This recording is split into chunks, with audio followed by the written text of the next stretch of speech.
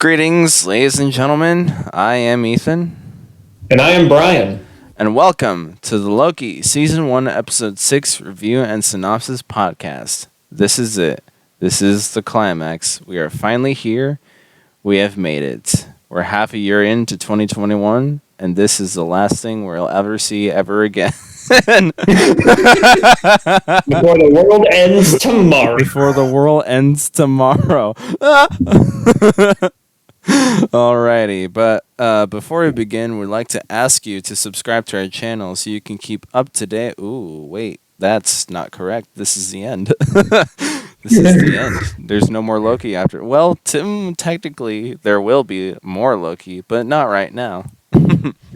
Nope, not right now. So, I guess for the moment you can keep up to date with all of our neat gaming content. Where if you guys in the audience are into video games, like lots and lots of video games, that's what we specialize in here on the GameBox channel. We're just doing this Marvel stuff on the side note for the padded content. So yeah, check that out. Also, the movies that'll be coming out within the next couple of months, we'll be doing review podcasts of those as well, with another special guest here to help me and Brian with. So please look forward to that in the next couple of weeks with Black Widow, because that's a thing that released last week, and that's kind of the reason why Loki is on Wednesdays instead of Fridays this time, because Kevin Feige doesn't know what a freaking calendar is, and he was like, oh, let's have Loki on the Fridays. Wait, episode 5 comes out on the same day as Black Widow. I don't like that. I can't have people double dipping on the same day. No, that's too much. Let's move Loki over to the Wednesdays. Oh yeah, perfect. Brilliant! He doesn't know what a calendar is, ladies and gentlemen. He still thinks we can get Far From Home before the new year. Far From Home came... Brian, Far From Home came out 2 years ago. I can't believe it's already been 2 years.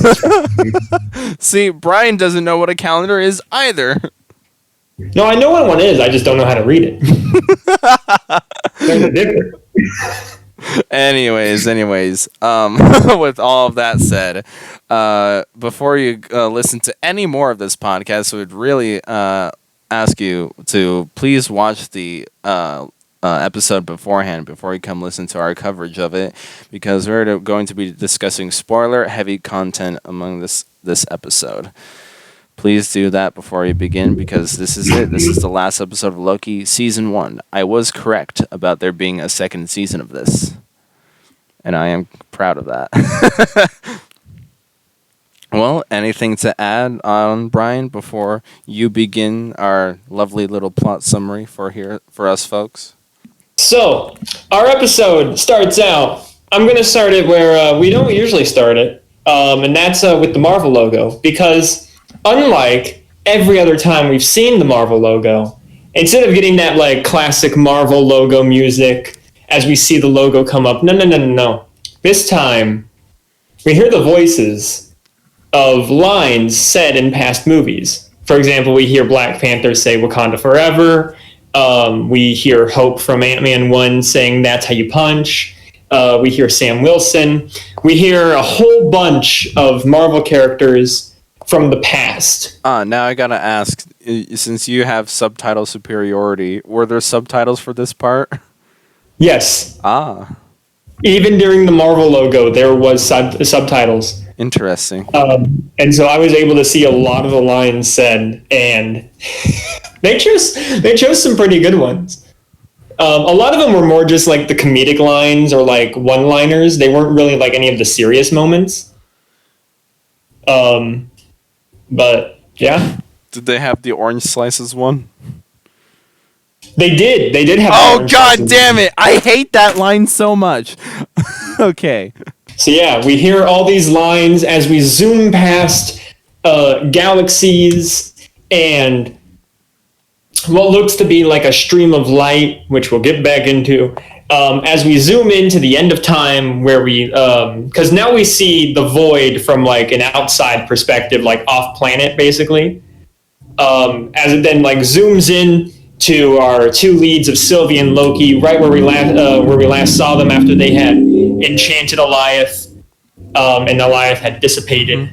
They are outside the walls of Castlevania. Stop posting about Castlevania. I'm tired of seeing it. My friends on TikTok send me shit. On Discord, it's fucking ridiculous. I was in a server, right? And all of the channels are just be gone. I showed my champion underwear to my girlfriend. In the logo, I flipped it and I said, "Hey, babe, take this." Ding, ding, ding, ding. Ding. I fucking looked at it, monster, and I said, "You don't belong in this world." I looked at my penis. I think it's mankind, and I go, "Man, more like a miserable little pile of secrets." So we see this magnificent castle that's just here in the end of time with what appear to be, I want to say that like they're just cracks. I mean, the way that my brain interpreted it was that like the castle is cracking because it's supposed to represent time, and so it's cracks in time. That is how my brain interpreted it, but again, who the hell knows? Well, yeah, I'm actually not sure what you're referring to. Maybe I wasn't paying close enough attention to the walls. I'm not going to bother with the picture. It's fine. But anyways, so yeah. So we see Loki and Sylvie walk on up to the door, and we see Sylvie, prepping herself to kick it down. And then her and Loki have a little bit of some cute banter. I can't believe I'm describing that as cute. Where Sylvie asks, she's like about to kick it down, and then she's like, "Loki, aren't you gonna like tell me not to kick it down?" And he's just like, "What good is that gonna do? It hasn't stopped you before." And so they kind of just, they just kind of just talk, I mean, you can tell that Sylvie is a little nervous about because she just has no idea what the hell is about to happen. Right. I think she's kind of asking for assurance about what she's wanting to do right now is in fact like a correct or a good thing to do right now, because I suppose earlier in the series she's made some poor decisions which were rather rash and caused her to fall on her ass. But well, I mean, the last time we saw her kick down a door, she got blasted by a gun. Right, exactly. Oh, maybe it's a PTSD moment. No, I don't think it's anything like that.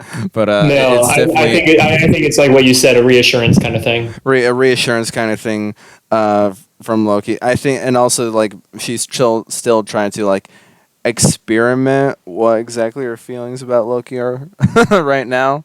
As at this moment, she's still trying to figure out what it is right now. Yeah. So another thing is that it's just like she's been waiting her entire life to be here, and so she doesn't know exactly how to approach it. Right. Yeah. Like she just doesn't know exactly how to feel. And then right before she's about to kick it down, the door just opens. That's not creepy at all. Oh, that's perfect. Castlevania! Perfectly normal for a castle that looks this old. Perfectly fine. And then they just saunter on in. Sylvie obviously is reaching towards her weapon just in case anything happens, while Loki just walks nonchalant. He's just like, I have 1,000 illusions prepared just in case anything goes wrong. But yeah, and so as they take a couple steps forward, Miss Minutes appears. What the fuck? I'm not gonna lie, when I saw Miss Minutes appear, before she started talking, I was just like, she's gonna be the main villain. I know, right? They had the face that they animated on Miss Minutes. What was that? I mean, like, seriously. Like, when I saw her appear, I'm just like, you better not be the main villain. She looked, like, crazy, sadistic, and tired. She's the most tired serial killer you will ever meet. Yo. That's hilarious. But yeah, and so Miss Minutes, again, she's not exactly alive, but she isn't exactly just a dead recording. Right, she's, something. and Yeah, Android. she's Cortana. she's in purgatory. Oh. Oh no. Yeah, and so as Loki and Sylvie enter, she greets them and welcomes them to what the name of the building is. It's the Citadel at the end of time. Well, And she go ahead, continue, then I'll say. okay, and so she just continues telling them, "Hey, welcome to the end of time. Glad y'all can make it. I mean, y'all had a really long journey. He's really impressed." They're like, "Who?" He's like, "Well," and she's like, "Well, he who remains." Because that's not cryptic at all. No, yeah, I was like, what does that mean? Yeah, I don't know. Okay, so I wish the show had emphasized this more dramatically, that Miss Minutes is here, and where else have we seen Miss Minutes? Oh, where was that again? Oh yeah, the TVA. I wish the show would have emphasized more that Ravonna definitely knew some info that she was keeping everybody else away from. I think they do somewhat point it out, but there's not really any big emphasis on it. You're just supposed to take it as is, I suppose. Are you feeling me about this, Brian? I mean, kind of. I'm not feeling it to the same degree as you, but I do see what you're saying. You just wish that they put made have spent more time on that subplot. Given that it's big and important, and we're supposed to think that the TVA has no files or recollection to exactly what this place is, but yet Ravonna and ergo Miss Minutes have this connection to the whole big bad of the villain. You think there would be some more dramatic effects to that, right? I mean, kind of. I don't think Ravonna knows about He Who Remains. I think just Miss Minutes does. Continuing on, they again are just, "Who is this He Who Remains?" And Miss Minutes just keeps on telling them, "Well, I mean, he did all this." And she explains that he has a deal that he wants to make with them, basically saying, "Hey, you don't kill me, and I will put you guys back in the timeline, both of you, free of change. That way they can live their whatever relationship back on Earth." And they decide to not do that, and instead go and confront He Who Remains. So yeah, that's basically this entire conversation is just them asking questions about who is this He Who Remains, Miss Minutes being very cryptic, and then them not accepting the deal right now. Yeah, because I don't think Miss Minutes was being genuine with them, so I feel like it was a smart move by Loki and Sylvie. Mm-hmm. So before we see this He Who Remains, we cut back to the TVA, where we see Ravonna going through looking through some paperwork, some files. Again, trying to figure out all she can about the creation of the TVA and who created it. That's more than just the timekeepers, so that she can save whoever it is, because that was her objective from the last episode. And then we see Miss Minutes appear out of thin air, because that's what she does. Yeah. Ravonna asks why she was late, and she says, "Oh, I just had some things I needed to work out." I'm just like, "Oh, evil bastard." And so she points out that she's been downloading the files that she wants, with Ravonna then saying, "These aren't what I asked for." Miss Minutes just replies, "I know, but he thinks this will be more useful." Now, the reason why I said that I don't think Ravonna knows about He Who Remains is because even she genuinely asks, "Who?" Okay. I think she only knew up to the timekeepers, and that's it. Okay. That does kind of help now, actually. Yeah. But now I'm just gonna be even more nitpicky. Why wasn't she miffed at like, oh, my bosses were fake? Okay, that. Oh no. Anyway. Yeah, it's very sad.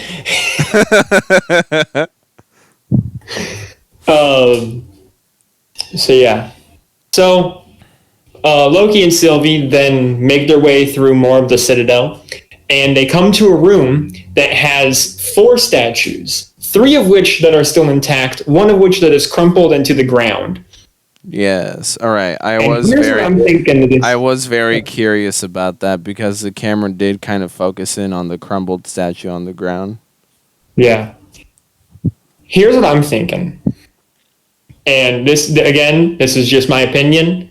This is just what my interpretation of this was. Mephisto. Who knows if this is what they were going for? Mephisto. I think that at some point there were potentially like some form of timekeeping group. And I think that the reason why there are 4 statues here is because there was originally supposed to be a statue for each timekeeper. And the one that's crumbled is He Who Remains. Oh, really? That's what I'm thinking. Who knows? Again, that was just my interpretation of it. Do you have any? No, that's kind of the first one that I've heard. I didn't really have any thoughts beyond that. I didn't exactly know what that meant, but I thought, let's say that there were 3 original timekeepers, right? And the He Who Remains was supposed to be the 4th one, right? I just thought that He Who Remains just kind of got rid of the myth of the 3, and he was just the one. Mm-hmm. No, that's interesting. I hadn't thought of that. Yeah. And another thing that I just noticed, again, this is just something in the background, but if you look at the background of one of the lower shots, when they first enter the room, the glass panes have outlines of hourglasses. Not really. Yeah, which there is a lot of hourglass imagery here, which again, hourglasses, time. Oh, really? Yeah. Yeah. Oh, wow. I never would have thought. Oh my god. It's almost like they're trying to be clever or something. But yeah, so they then start looking around the room. They notice that it's all dusty and stuff. You know, it's not very a well-kept place. And then we see a light come from beneath the door in front of them, and then it opens up, and we see what has to be, in my opinion, one of the best character introductions ever. Yeah. Because he's just sitting there on like a sofa, nonchalant, like one leg extended, one leg bent, just waiting. He's just standing there menacingly.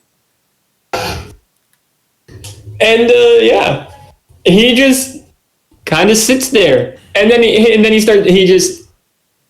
I gotta tell you, to re-emphasize, you gotta watch these episodes, because I mean, again, we can only do so much. Yeah, with just exactly. like describing it to you, and the way that I don't remember this man's name. The actor? Yeah, because I couldn't find him in the cast list. Really?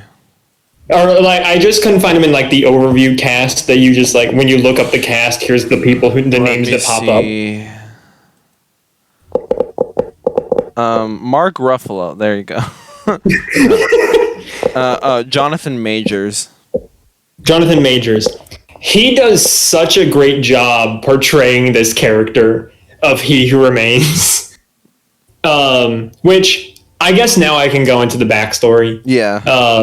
And like so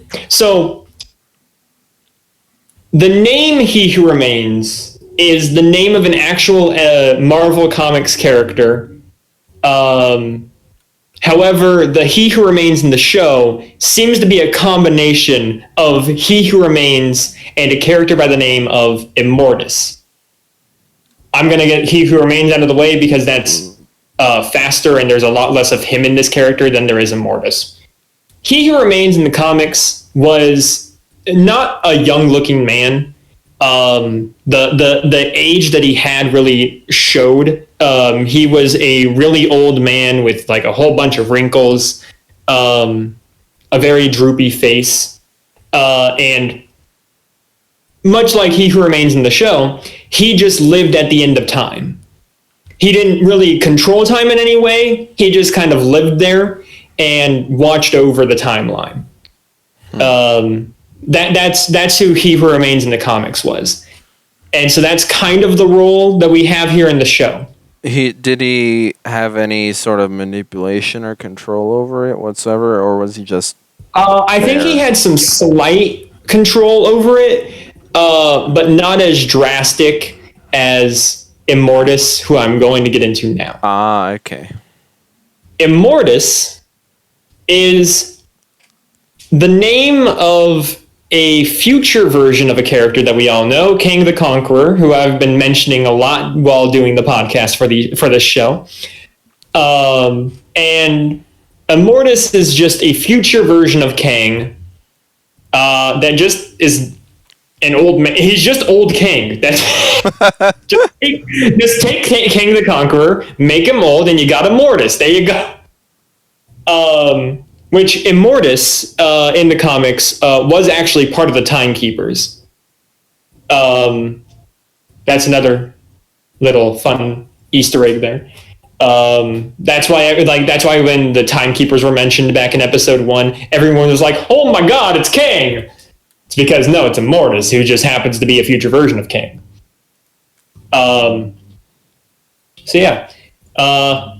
So again, the He Who Remains in the show is kind of a combination of the two. A lot more of Immortus is in him than He Who Remains, and we actually do see a little bit more of that as the show as this episode progresses, which we will be getting into. Jonathan Majors, the way that he portrays this variant of Kang is just great. Yeah. Okay. So I remember it was a couple of days ago when we saw each other in person, Brian, and I had watched Loki and you hadn't, and you're like, yeah. And I remember you saying, if they do Kang, but if they do Kang dirty, I'm gonna be so mad. Okay, so what exactly were you expecting, and how do you feel about the result that you got? Okay, I honestly had no idea what I was expecting. I was expecting it not to be Kang, only because we were wrong about Mephisto. We personally, we never talked about Mephisto once. So. No, I say we as in the general Marvel fandom, but like with everything, like I didn't know if they were going to actually introduce him so early or if they were going to wait until Quantumania. And so after as soon as Miss Minutes said in the earlier scene, as soon as Miss Minutes said He Who Remains and like started speaking about him in the third person, I was just like, oh yes, it's gonna happen. And then when he made his entrance, I instantly fell in love with this performance because they just play it as a comedic side character. Like that's kind of how he's written. He's kind of written like how a comedic side character would be. Yeah. And yet he's the main bad of our show, at least of the first season. And he, again, he's just so nonchalant about the whole thing. Yeah, I know he's like the keeper of time, but still, like he doesn't bat an eye that two people with daggers have them held up against him in this elevator that's like kind of cramped. They're surprised to like hear that he's just flesh and blood. But yeah, no, I honestly had no idea what I was going, like what to expect. And then when I saw what they did, I fell in love with it. That's what I have to say. Okay, Um, interesting. I think the- I'm not sure because like I felt like if you had once you finally got to it, I felt like you'd be sort of pessimistic towards it, that you wouldn't like it because I guess for the whole big okay, imagine this. Imagine the whole 10-year build up to Thanos, right? And then he turned out to be Arthur Fleck from Joker. I don't know. the kind of badassness was kind of died down, and I didn't exactly know how to feel about it or how other Marvel fans would have felt about this, but just kind of take that analogy into what it is there, and yeah. But from what I'm hearing from you, you actually kind of like the direction that they took with this. Yes, I honestly think the only way that I could have seen them possibly doing him dirty would have been if they would have played it overly serious. Oh, really? Yeah, I mean, I love this comedic take on it because, I mean, He Who Remains, I knew ahead of time, He Who Remains is separate from Kang. And even later in his speech when he talks about like his variants and stuff like that, I was like, okay, this isn't necessarily Kang the Conqueror, but it is a Kang. And so that's why I was more okay with this version of it. Okay. Because if they would have just like straight like just thrown Kang the Conqueror at us, and then would have been like, I'm here now, and like things like if they would have done that, I feel like I would have been a lot more pessimistic towards it. Okay. But because it's not the Conqueror Kang, it's just a Kang, I was like, this is kind of pretty good. And so I just accepted what the show gave us. Cool. Now here's the thing. Once Kang the Conqueror does eventually come in, if they do him too comedic, that's when I'll be mad. I see. So it's just kind of like when you introduce variants as a thing and like alternate versions of characters, you kind of have to have a little bit of like wiggle room into personalities.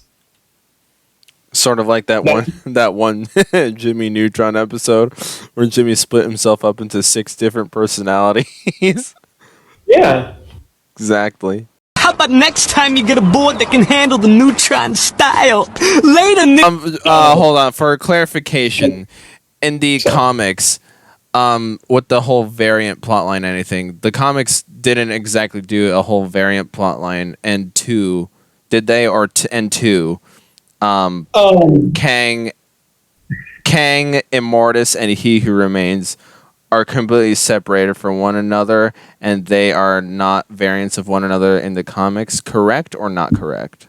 They're not. So He Who Remains is completely separate. Okay. Immortus is just a is just an older future version of Kang. Okay.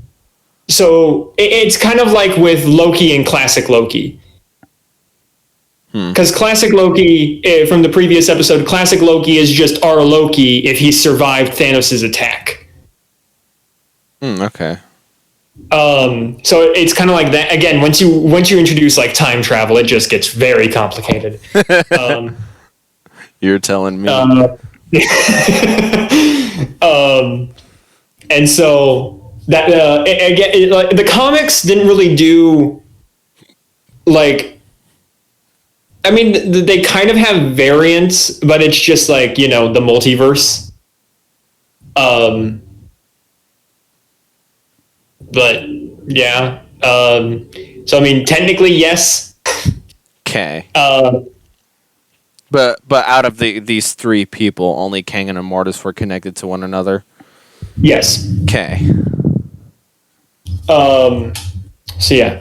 So continuing on, in the elevator up to the office, they tried. Sylvie specifically tries to attack Kang, I'm just going to call him Kang. I'm not going to call him Kang the Conqueror because he's not the Conqueror. He's just Kang. He's hold on, we can think of something.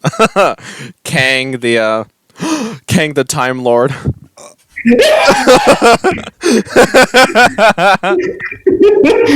Kang the Time Lord. Yes. Oh yes, I love it.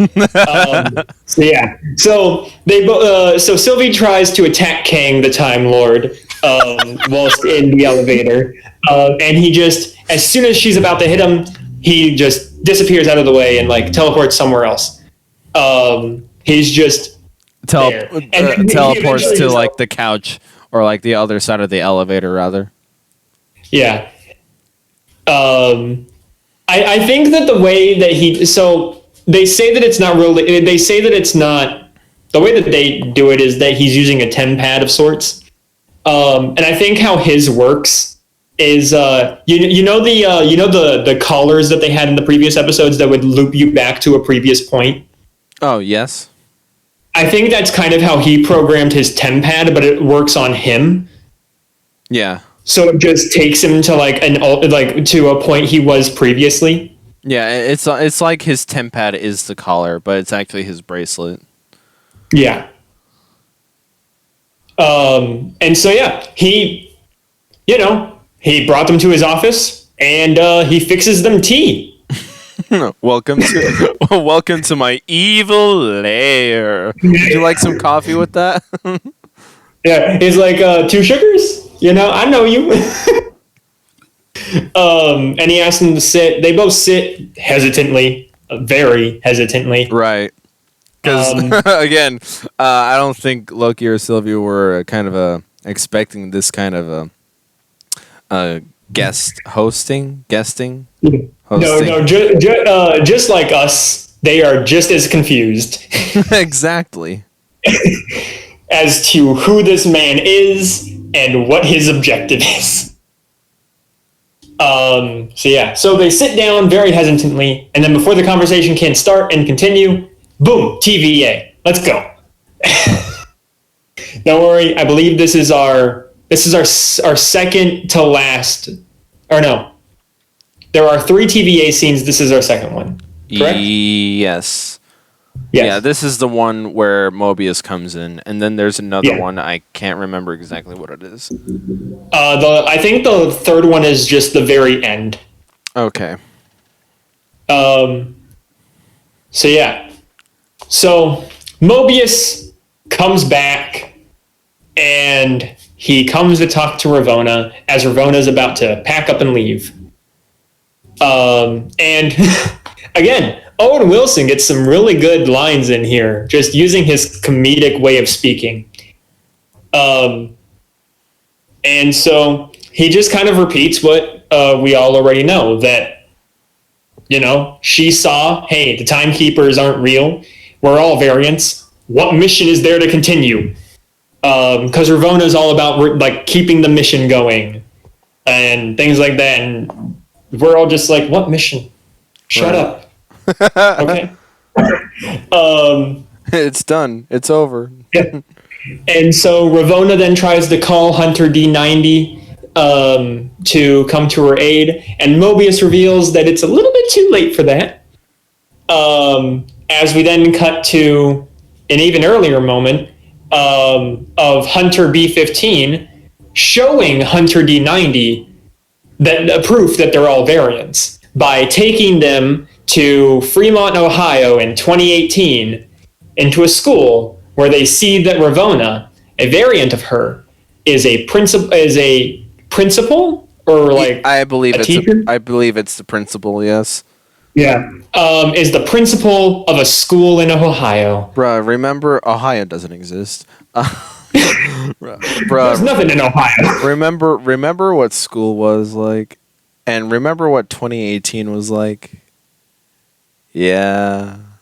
We then cut back to the end of time as we see He Who Remains, Kang the Time Lord. I love that we've canonized this now. Speaking to these 2 Lokis. basically insulting them, saying, "Hey, I'm surprised y'all were able to make it since both of y'all should be dead." And so, yeah, Loki's just trying to be like, "Hey, you lost. We found you." Like, hey. And this is when Kang the Time Lord reveals, "Hey, you know how I'm able to get out of the way of all of like your attacks before you're able to hit me? It's because of this little TemPad, you see? So you can't kill me because I know what's going to happen." Well, it's not because of the TemPad, because he knows everything. Yeah. He just programmed the TemPad ahead of time. Right. Well, like, not even the TemPad. What I'm getting at is like, this is where he pulls out, like, the last page of the Loki episode 6 scripts and shows it to Loki and Sylvie. Mm-hmm. Stage instructions included. Stage movements included. It shows them, what is this? And I wish, I know why the show didn't do it, but I just wish for shits and giggles that Loki and Sylvie were like, what do I do now? Let's look at the script. Ah, so that's what I do. Okay. Yeah. No, I think it would have been funny, like a little bit of like a little like tongue-in-cheek kind of like Right. joke if they would have done something like that. Right. It's like it's kind of like a Chekhov's gun example. It's like Loki and Sylvie are looking through the script. It's like, wait, why does it say here that we have to kiss one another? Wait, I don't understand this. But yeah, and Loki immediately just disregards it and is like, it's just a parlor trick.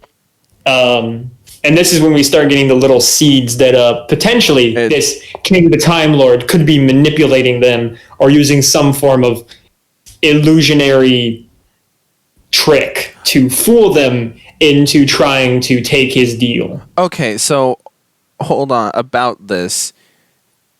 Is Kang the Time Lord, is he being genuine with the whole script ordeal thing? Is that legitimately his power, or is that actually a ploy that he's trying to use on Loki and Sylvie?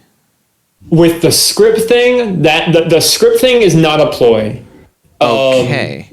So because the whole like thing about this character is that he lives at the end of time and he literally knows every single thing that's going to happen. Okay, so with that said, this is like, I don't know if this is considered a plot hole or not, or maybe the TVA is a whole lie of itself. Because wasn't the original purpose of the TVA was to correct the timeline of like stuff that happened that goes wrong from the quote timekeeper's wishes, right?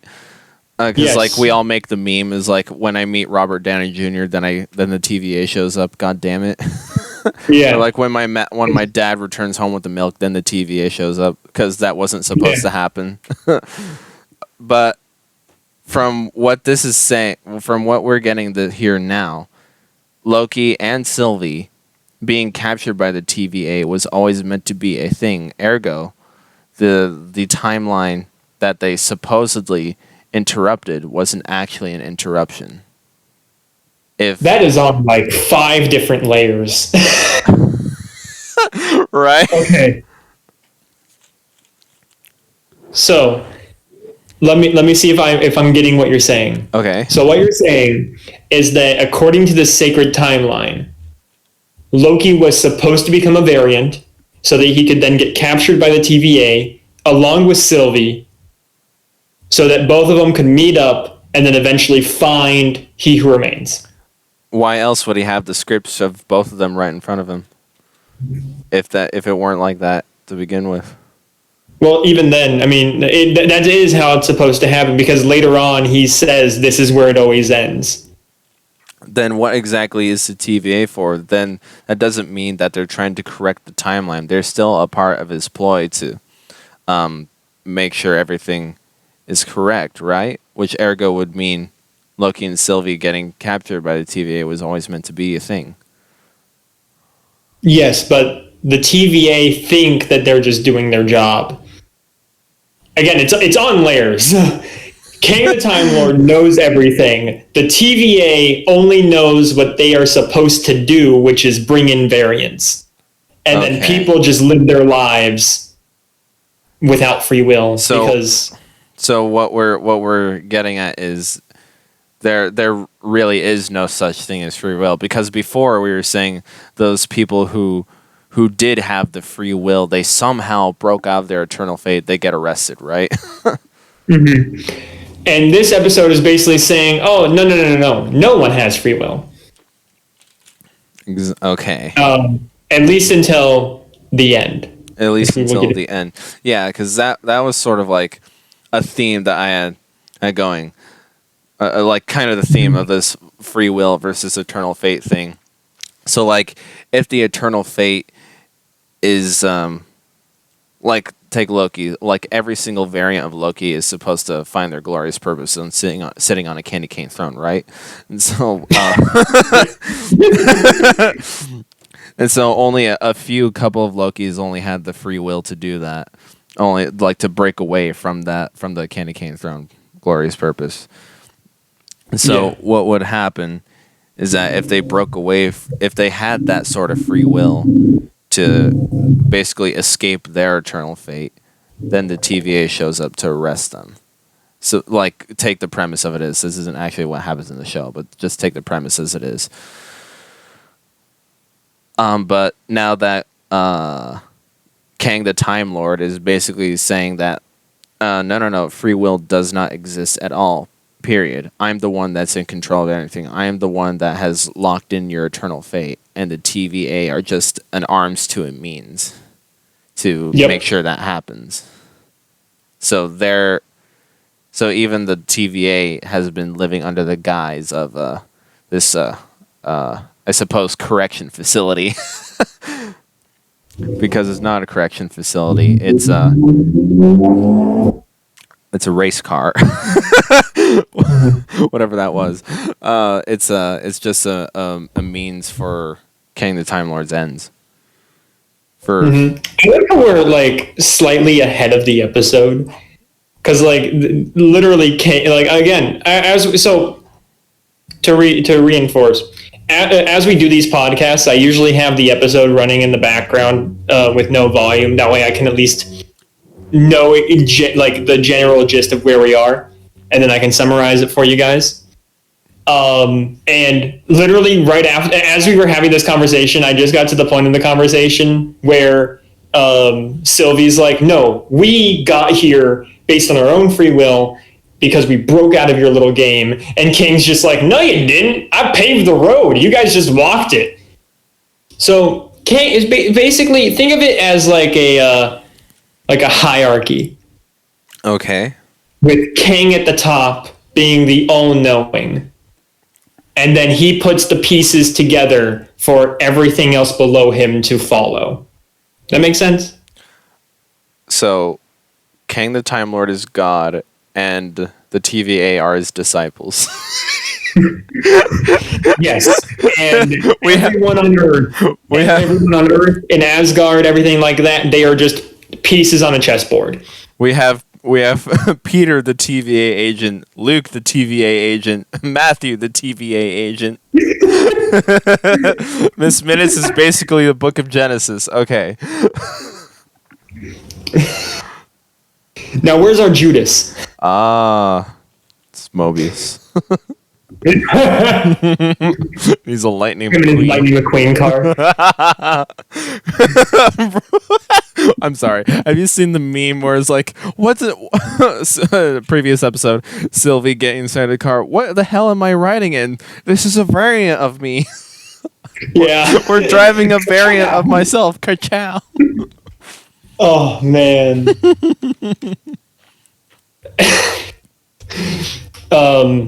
So, yeah. So, again, King kind of just spelled it out for us. I put the road there so that y'all could walk down it and get to the end. Right. There's no such thing as free will. He basically controlled everything. So, like, should we get into this now? Because I know there's like a small Ravonna scene. Get into what? He has this whole long speech about Oh, the multiversal war? yeah. Yeah, okay, we can get into that now. Okay. Yeah. Oh, wait, actually, before we do that, there is one more TVA scene before the end. Oh, okay. And I believe the multiversal war speech is actually after this scene anyways. So let's just do this scene real quick and then we can get the whole multiversal war out of the way. Sound good? Yeah. Alrighty. So we come back to the TVA where we see Ravonna and Mobius in Ravonna's office with them talking about free will versus fate. You know, like we just were. Exactly. With Mobius saying, hey, everyone deserves free will. We deserve the right to make our own decisions. And Ravonna is the complete opposite, saying, no, there is only one person who deserves free will, and that's the one in charge. AKA King, the Time Lord. So Ravonna finishes packing up. And as she does so, Mobius then turns on the pruning stick that he brought with him. And him and Ravonna get into a little scuffle, with Ravonna getting the upper hand. Looks like she's about to prune him again, but she decides not to. Instead, she takes her briefcase, she takes her TemPad and the pruning stick, and she heads on out. And she goes, as she says, in search of free will. What that means, who the hell knows? We won't find out until season 2. Huzzah. Yay! So yeah, I believe this is when we get into the multiversal war. Okay. Okay, I am going to try my best to summarize this as best as possible. Oh boy, I figured you'd have some struggle of this. So bear with me, everybody. Alrighty then. Alrighty. So, before King the Time Lord came around, there was a multiverse. We kind of got this back in episode 1. The only difference is that instead of timekeepers, King corrects the TVA and says this. It was actually variants of himself, other kings, the first one being a scientist, who, from the 31st century,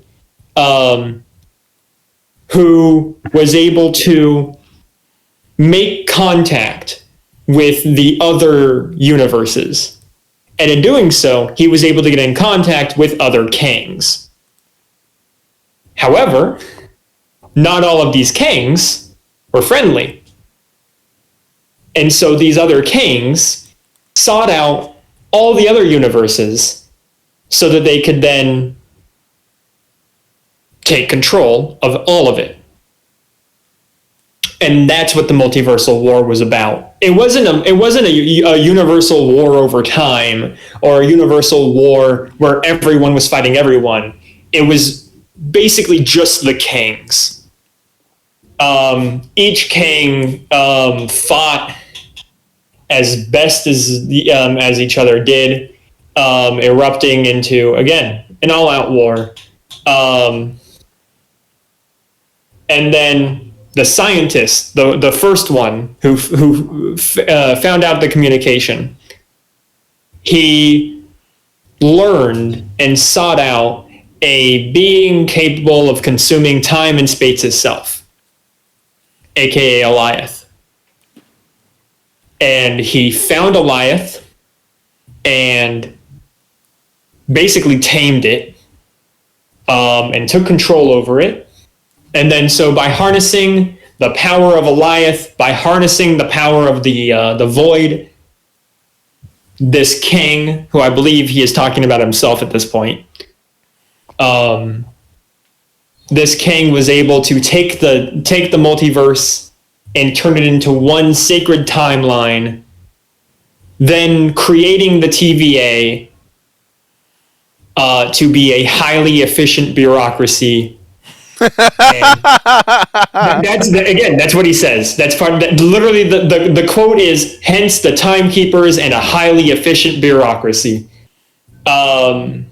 And so by doing this, it created ages and ages of cosmic harmony, making sure that everyone, if they just followed the road that they had, they would be able to live. And so that's I hope I did a good job explaining that. I might have forgotten the entire purpose of what every Kang was fighting for. What were they fighting over again? They were all basically trying to protect their own timelines. So some of the Kangs were there, like the scientist, the first one, the one who made contact. He was there so that his whole thing was that he wanted to, just learn about these other universes, figure out the differences between them, and possibly make alliances. However, not every Kang, just like how not every multiverse is going to be all good people. And so some of these Kangs decided to seek out the other universes for control over them. Hence why he talks about, how some of his variants are conquerors, and things like that. That's why we have Kang the Conqueror. So it's a war over universal land then? Basically. Gotcha. Oh yeah, and this leads into one of my favorite lines, probably my favorite line of at least the show, and that's King the Time Lord says, "If you think I'm evil, well, just wait till you meet my variants." Ooh, I cannot wait till we see Kang the Conqueror. Let me tell you, I'm excited to see this man portray Kang the Conqueror. I'm also ready to see Kang the Clown, Kang the Skater Boy. So, if we're to take all of that plot summary and kind of put it into this theme of free will and eternal fate here. So, basically, the Kangs, the multiverse as a whole was basically a multiverse of free will. Was it not? Yes. So basically, the whole debate of this episode that the characters have is, should we have one timeline that has fate, but everything is orderly? Or do we want to create a multiverse where everyone has free will, but a lot more shit can go wrong?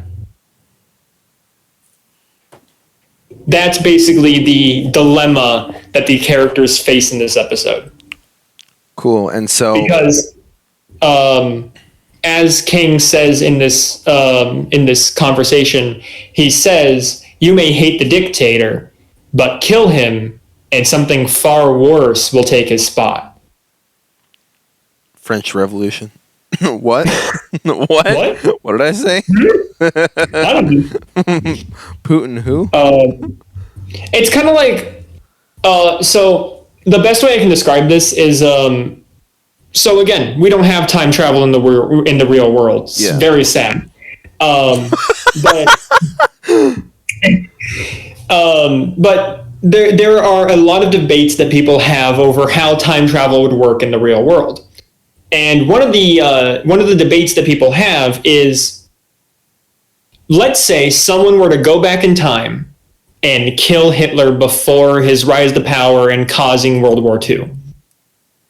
Then the debate is this: if someone does that, then time, trying to fix itself, will replace World War II with something far worse than what was originally planned.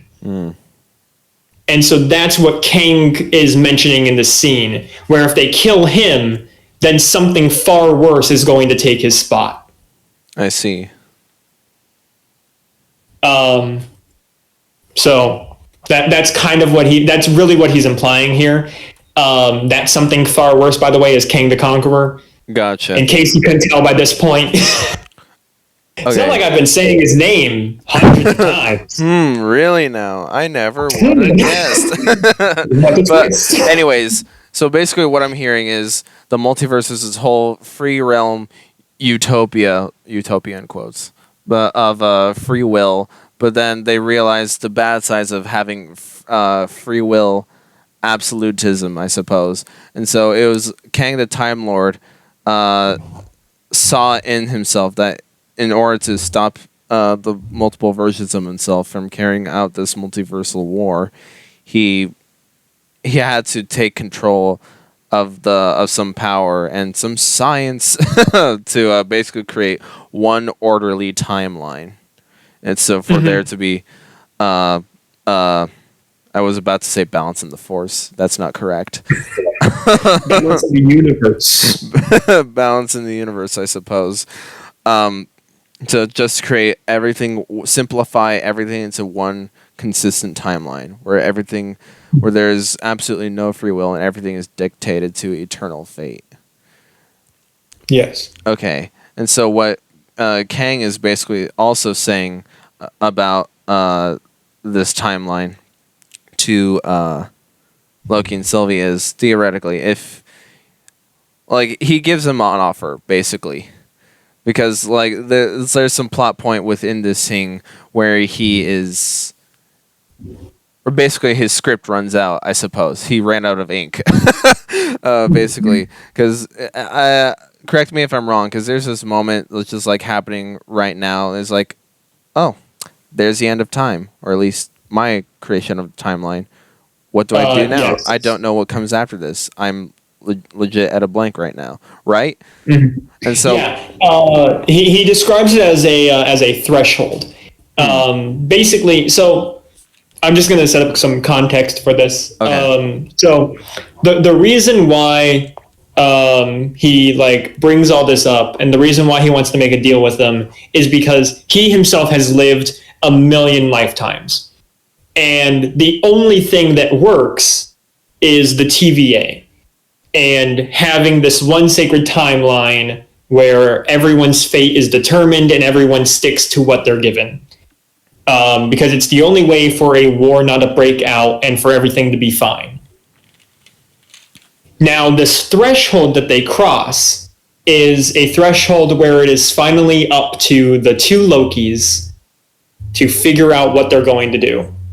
They're either going to keep Kang the Time Lord alive and keep the sacred timeline, or kill him and bring back the multiverse. Those are their two options. okay. And because there's two Lokis, each one has a different opinion. Oh no. Just like now, the before- Kangs. Ah. Now, before we get into the Loki's and Sylvie's debate / fight, Yes. I'm going to bring up what I was going to say earlier that I realized. Oh, okay. So the line where Kang says when he's talking about his variants, how there's the Conqueror and the King. So he said, I don't remember exactly what he says before that, but he says some of my variants are the King, the Conqueror, etc. Well, the Conqueror obviously is a reference to Kang the Conqueror, but the King is also a reference to a comic book character, specifically an alternate version of Kang, because Kang's first appearance in the comics, this is comic book backstory here. Kang the Conqueror's first appearance in the comics was in a Fantastic Four comic book. He appeared as a king of a land. I don't remember exactly if it was Egypt, but he appeared as a king. And so that's what the king line is referencing that I didn't get until we started recording. Okay. Well, good So for it's you, just a buddy. reference to his first appearance. I'm sorry? Good for you, buddy. Yeah. But to get back to what we were saying a little bit earlier. Yes. Okay, so basically, because of this threshold, he's basically giving Loki and Sylvie two options here, which is let's go with the premise that in their mind that he is the dictator and everything, that they don't like what he's doing. He could either, basically take over my position for me. I will leave power, and you can come into my position and just take over the thing, or you can kill me outright, thus eliminating the position overall and basically breaking the timeline. It's either you destroy the timeline or you give new authority to it, which frankly either one it can go in multiple different directions. Yeah. No, I actually like the way that King describes it. The two options. The two options, how he describes it is, well, the first option is you kill me and destroy all of this, so you don't just have one devil, you have an infinite amount, or you run the thing. Because there's a lot of like them. He compares himself to the devil a lot in this episode. Yeah. Which I don't fully get why. Because if anything, he wouldn't necessarily be the devil. He would more be a comparison to.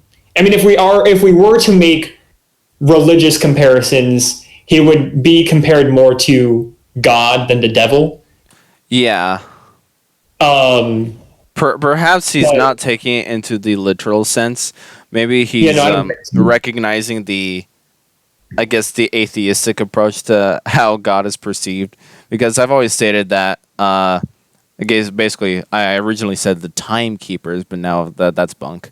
But Kang is basically God in the Protestant sense. He creates the natural laws, life, the earth, etc., and then just basically leaves you alone. He just leaves you to your own devices. Yeah, exactly. He doesn't micromanage things. He doesn't decide if your mom's gonna die when you're 15 years old or something like that. No, he doesn't control any of that. He just makes a natural law, and therefore you just abide by it. And if anything sucks, suck it up, I guess. Yeah.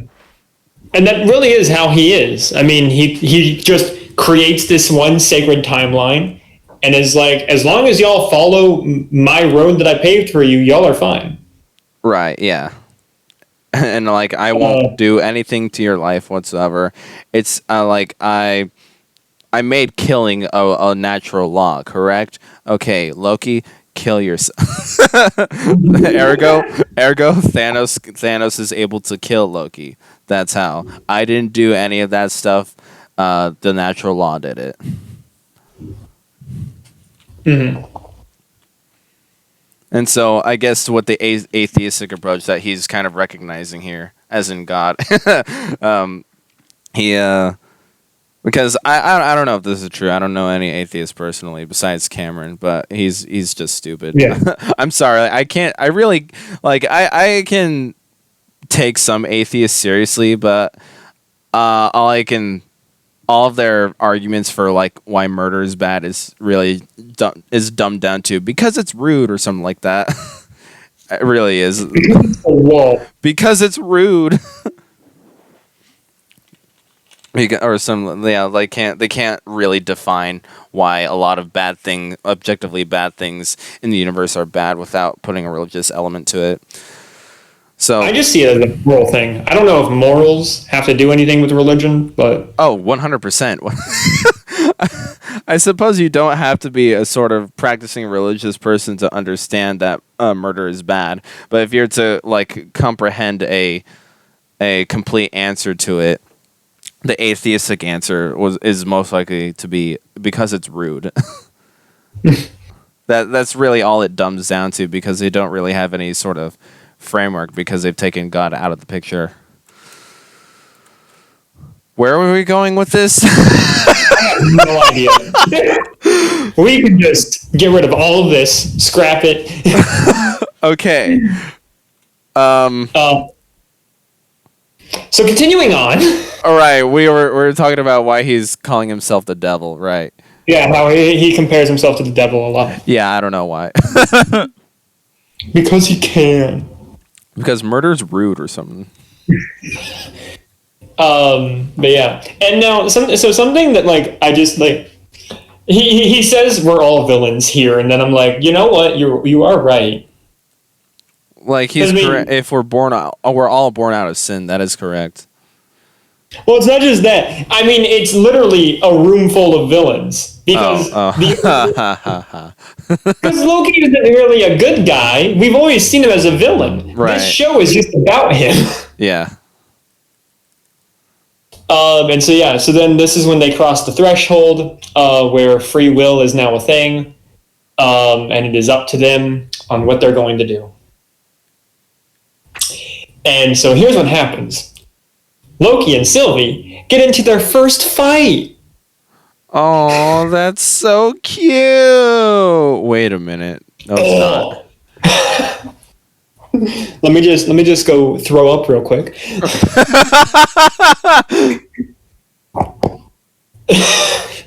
Did you So- do it? Cool. I'm back, guys. So Loki and Sylvie get into a fight. Loki wanting to not necessarily, he doesn't necessarily want to take over the role of King the Time Lord, but he doesn't want to kill King the Time Lord because he doesn't want the multiverse consequence of it. Sylvie, on the other hand, is like, no. Innocent timelines deserve to have rights. And we're just yes. like, Sylvie, normally I would side with you. Yes. We all have to But have you're a talking feminist. about replacing this one dude with an infinite amount of him, half of which are evil. I think you need to weigh your options a bit more. But yeah, hey, if she didn't have this thought, then there wouldn't be a movie. So, anyways, Exactly. so Sylvie and Loki get into a fight that does go physical, Oh, and wait a minute. not that kind of physical. Oh, what kind of physical are we talking about? Like, They're not doing the devil's tango, Ethan. Get your mind out of it. well, what are we talking about? Like some kick flippy shit? Yeah, kind of. Oh, I mean, there's a few kicks in there. oh, okay. But yeah, and then as soon as Loki tries to defend his side of like wanting to preserve the sacred timeline and wanting to keep everything the way it's been, as soon as he says like, "Hey, this is what I want," Sylvie's like, "Oh, you just want the throne." Wow. It's like, yes, let's take back all of this man's character arc and just revert him back to episode 1, shall we? I'm sorry, I don't mean to be so harsh, but I mean, come on, Sylvie, you're better than this. You were there for like 75% of his arc. Okay, I guess it does bring up a question. Do you feel like this character moment was kind of forced, or did it feel natural? I feel like it's a little bit of a combination of both. Yeah, because 'Cause- the more we talk about this, the more I realize, like, yeah, they did have like a sort of good arc with each other, with some disagreements about approaches here and there, but they seemed to get along fine by the end of last episode. So, I mean, I understand her vendetta of like wanting to catch wanting to catch He Who Remains, and like, yeah, I mean, I get that she has trauma from being part of a prune timeline, but I feel like it is forced that she doesn't even really consider the fact that they'd be replacing one man with an infinite amount of him. So I mean, I like some of it does feel natural, of like, you know, her being from a prune timeline, her not right, having the like her being able like to at a live life. like yeah, at a very young age, this dictator or devil, as they put the quotes around it on, basically stole her life from me, and that's because that's just how he wrote the timeline. And so I guess she would like to seek vengeance out of that without really necessitating the bigger picture out of all of this, which Loki is trying to make her understand what the bigger picture is, right? Yeah. But then because she's blinded by her vengeance, she's just like, oh, you just want the throne.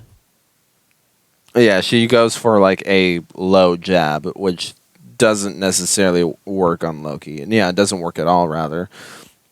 No, Because it doesn't. he's basically over the throne at this point. Yeah. No, he doesn't care. Especially when it's made out of freaking candy canes. Again, it's a combination of dialogue with fighting. We've already pretty much summed up their objectives here. So because we don't do great at describing the fight scenes, we're just gonna. They do What the heck? they do kick flippy stuff. They throw around green magic at each other. Then they dance off the walls of the bookshelves and inside the Time Lord's Okay, office. one thing, Okay. one little nitpick. So when Sylvie goes in for like the killing blow, there's two little things. One, she is nowhere near Kang the Time Lord to kill him. Even if she's going for a decapitation, she was nowhere near where he would have been. And two, when Loki teleports in front of her, she is going at full force. And he just appears in front of her sword, and the sword just stops. I'm just like, Loki, how is your head not gone? I know that could have. Yeah, I don't know either. Yeah, Like, did he use some? Did he like spawn in and then immediately did he just have invincibility frames? Like, yeah. Bro, he took damage from Sylvie's green magic blow, and so he had invincibility frames for a while. Then he popped in. He just popped in suddenly in the swing of her sword, and he didn't take any damage from it. but yeah, so yeah, they have this sweet little moment. They embrace with a kiss.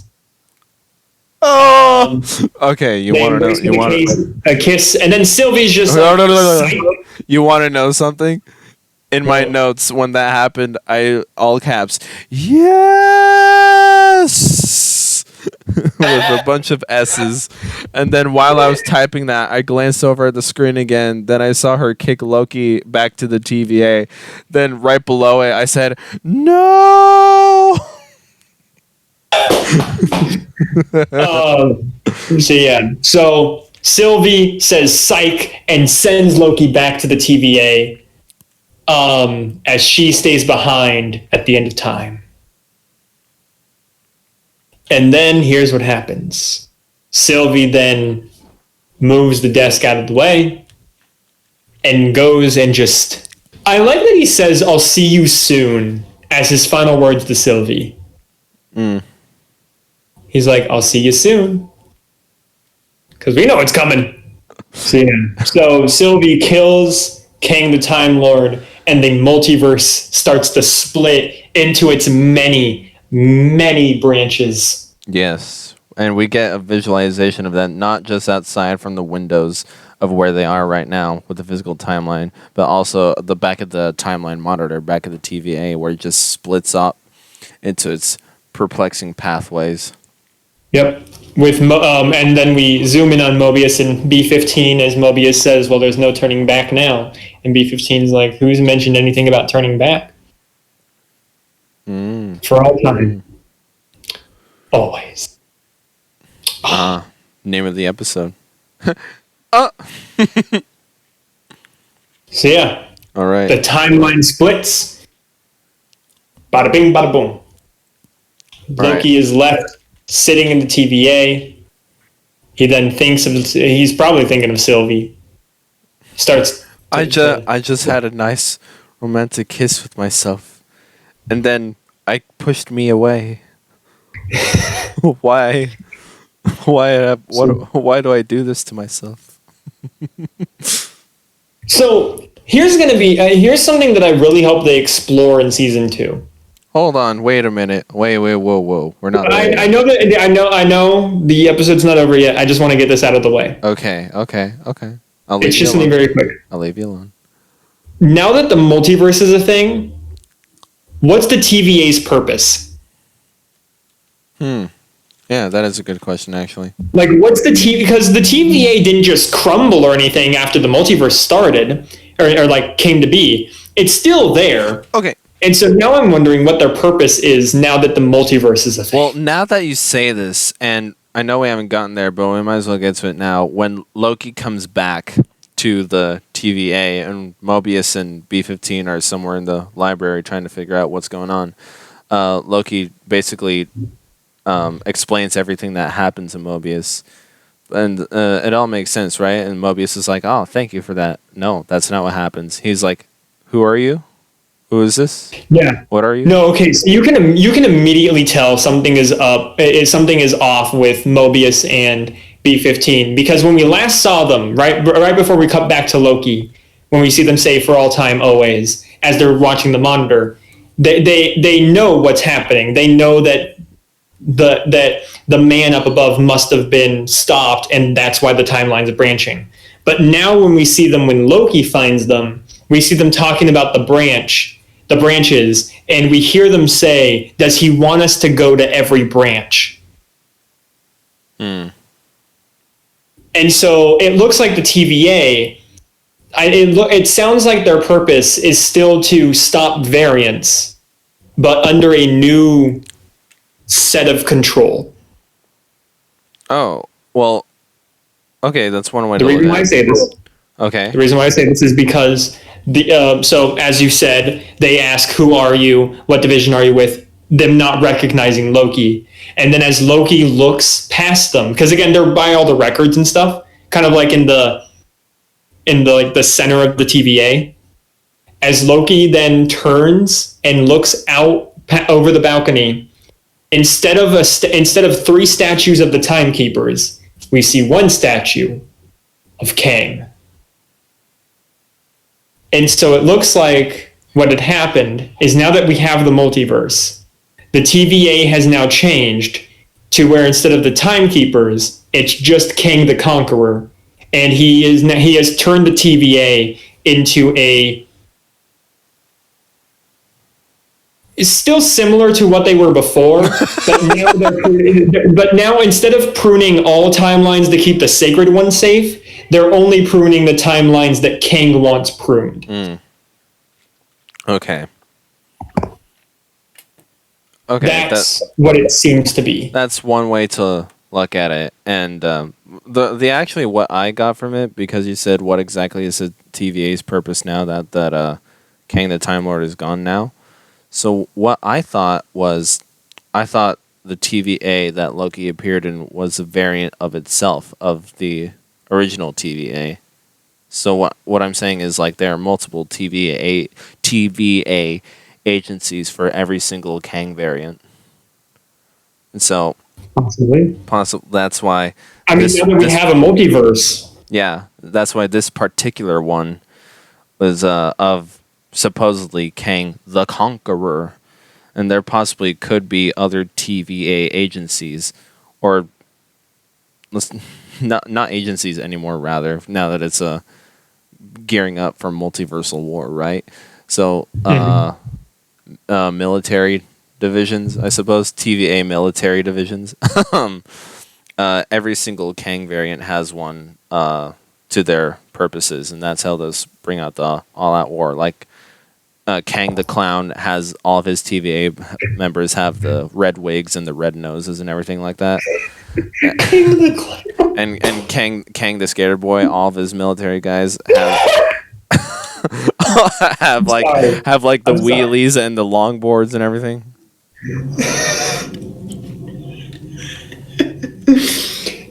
So that's what I thought. Yeah. I mean, who knows? And also, one more really quick thing. It's just about the statue. Okay. But the statue, while yes, it is colorless, the uniform that he is wearing is comic book accurate to a degree. The uniform that he's wearing is comic book accurate. It's just, if it was fully comic book accurate, he would have a helmet on. But it looks like they're not going to be doing the helmet, which I'm actually okay with, because I like this man's face. He's got a good face. But yeah, that is the end of season 1. Yes, and I was correct about there being a second season. I just knew it. Because like we don't need any credit scene this time, though. For the longest time, well, that sort of is like the office the office person just ran out of stamps, and they had this promotional one from Kevin Feige on their desk, and he said, "You know what? put a camera right there. Freaking stamp a page. You got it. Yeah. No, I kind of figured, because for the longest time, the website I always checked back. For the longest time, it did have a second season listed underneath the first one. For the longest time until they shadow deleted it a couple of weeks ago, so I wasn't too sure now. But I kind of got the feeling from around the middle of this episode that it was going to divulge into a second season, because I just noticed how the pacing of this episode was rather slow as compared to the other series finales we've gotten so far this year. Like WandaVision's happened like that, Falcon and Winter Soldier's finale happened like that, and so Yeah. the pacing of this one is like, we're not getting particularly anywhere right now. And Yeah, this is it's the also, final I episode. think, I don't think this is the shortest one, but it's definitely on the shorter end. Yeah, I did notice that too. Like, I looked it up. Well, like they show it before you press play. It's 47 minutes long. This episode was. I didn't pay attention to the other ones because I didn't care.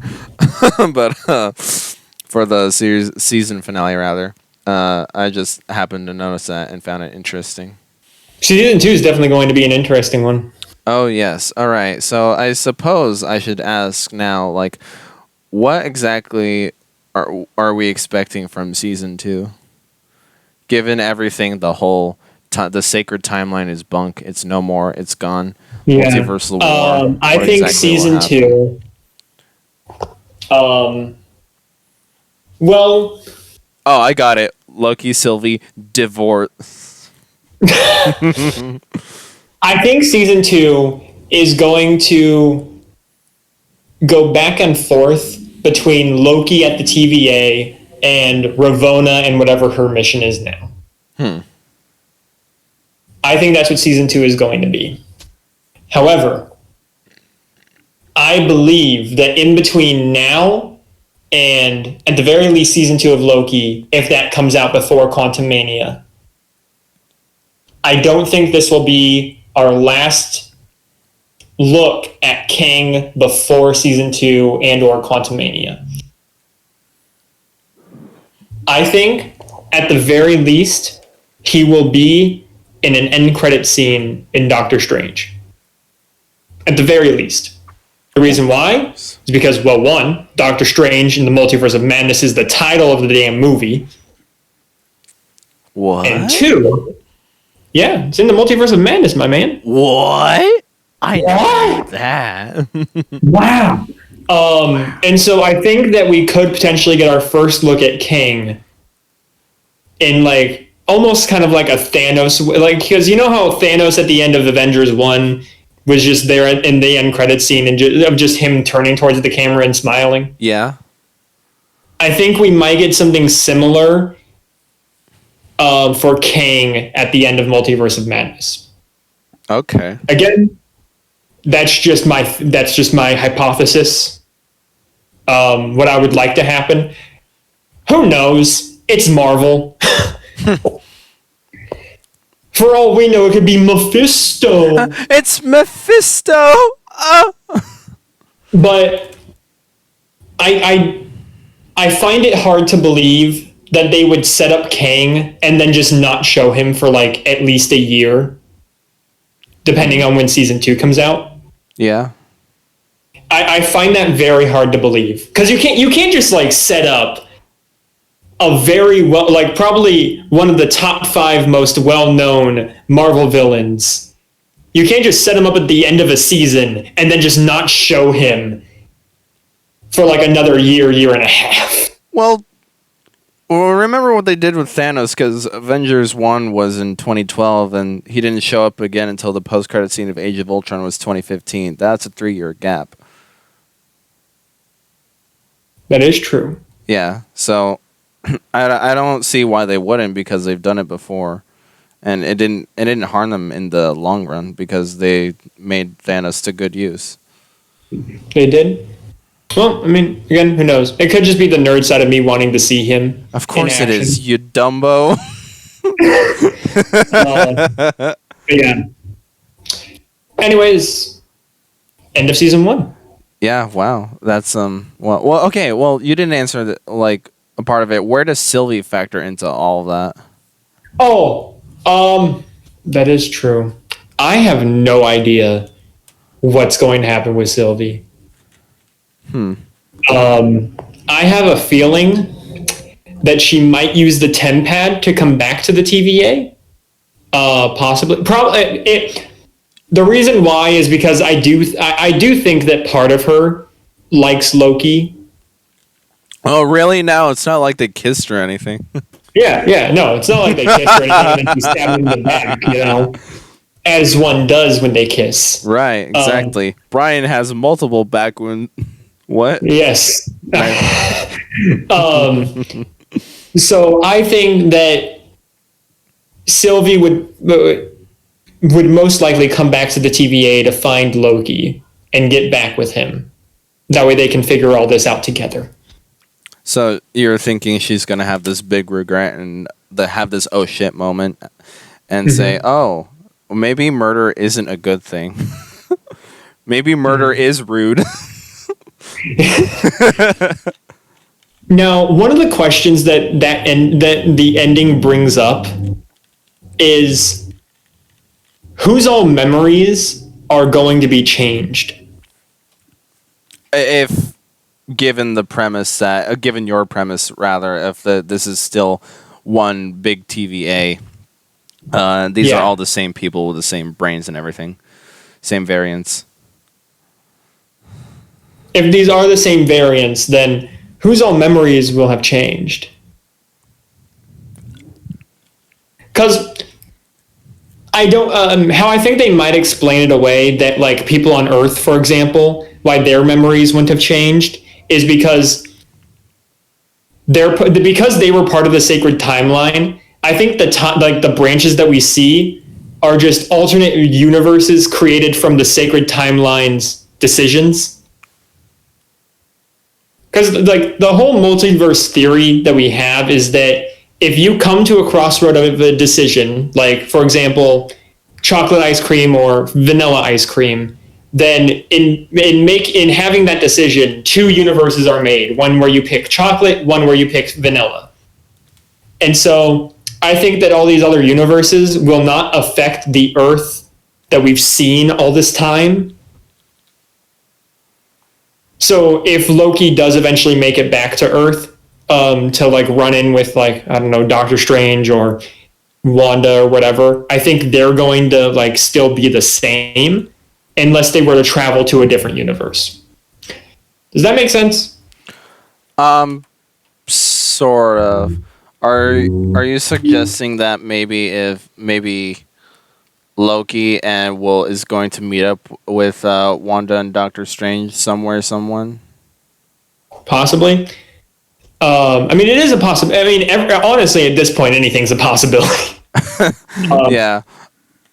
Okay, so now that we have the multiverse, and who knows what is going to be in store with Multiverse of Madness. Right. Well, here's my problem with all this. I think we can now recognize the direction that Phase 4 is setting up, which is not Black Widow because that's dumb.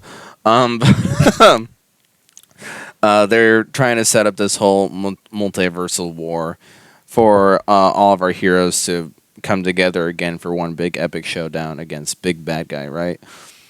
Yeah. But just given higher stakes, bigger than 6 rocks, paperweights. Bigger than 6 paperweights. Okay, so I think my problem is here that the big turning point was done in a TV show. Because the creation of multiverse? Yeah. The big movies are a lot better than TV shows by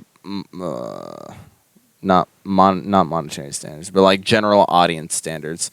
Like, movies are a lot more popular than TV shows are. Yes. There are pros and cons to both a movie and a TV show.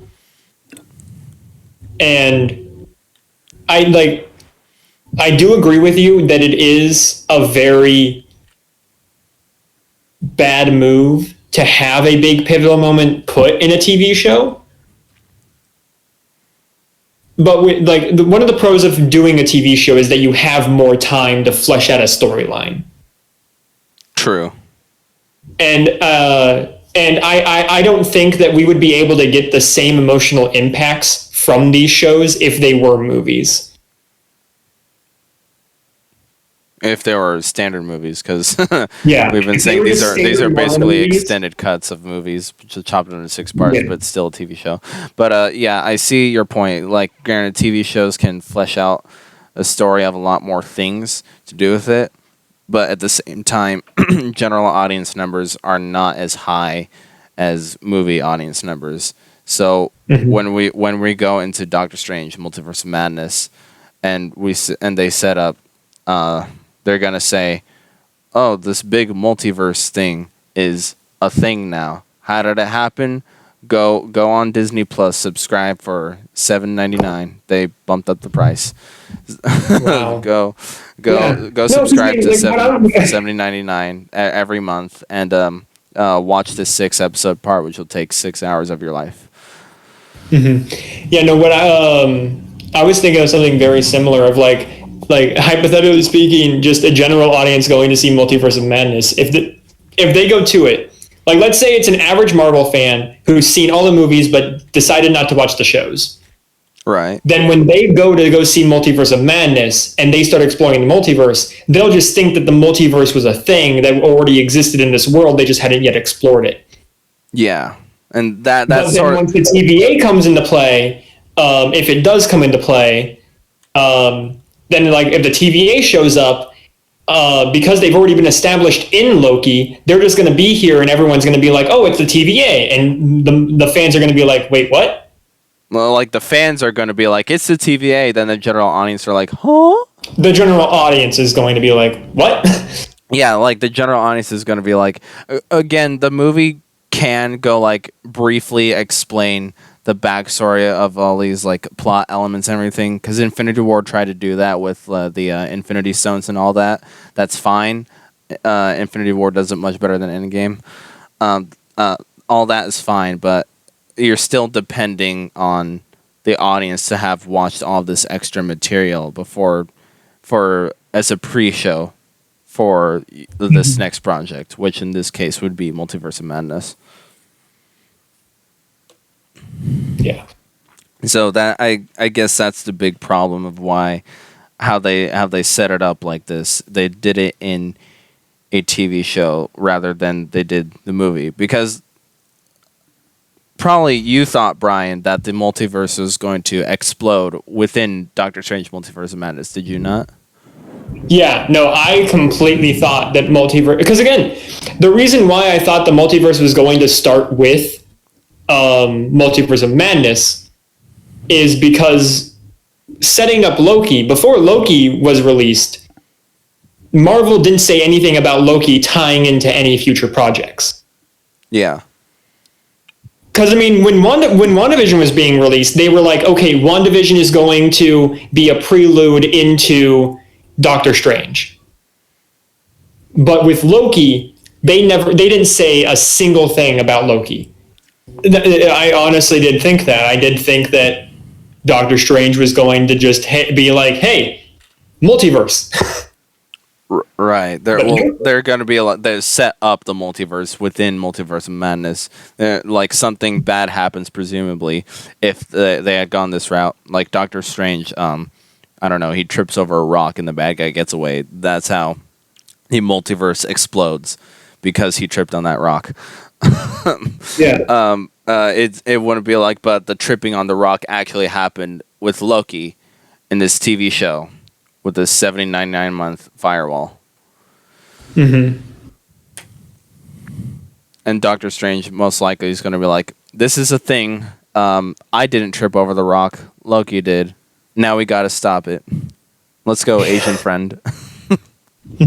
I saw this one meme where it was Wanda ensnares an entire town. Loki goes time traveling with a female version of himself. Doctor Strange, the fuck they doing over there? They're gonna have a fun time trying to explain why Doctor Strange wasn't there for any of that. Yep. There's. Yep. I don't I know. mean, in Thor Ragnarok, Doctor Strange was like, "Oh yes, I keep tabs on everyone that comes here." Really? And where the hell were you? He was out drinking beer or something. Oh yes, he was watching Wong fight Abomination in Shang-Chi.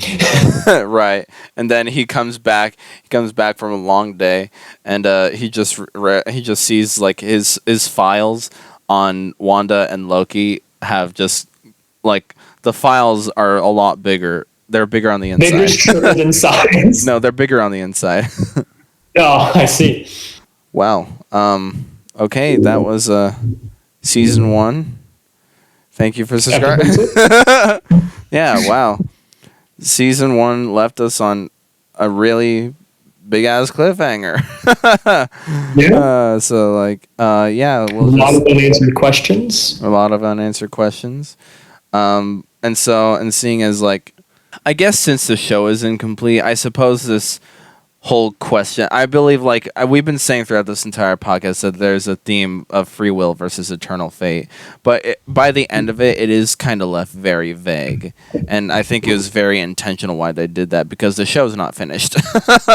So I guess the theme that they're trying to explore with it is not finished either, and I suppose like whatever context they're trying to build it in with the MCU just more or less does or does not apply to what the real world basically functions, because we really don't know how the real world functions when it comes to the spiritual world. You guys can try that if you die right now in the audience. If you would like, just come back and tell us how it works. Right? Cool. Yeah. Thank you. Right. Yeah. Please and thank you. Why haven't we gotten subscriber? All our subscribers left. No. Ah! You didn't press the like button. Oh no.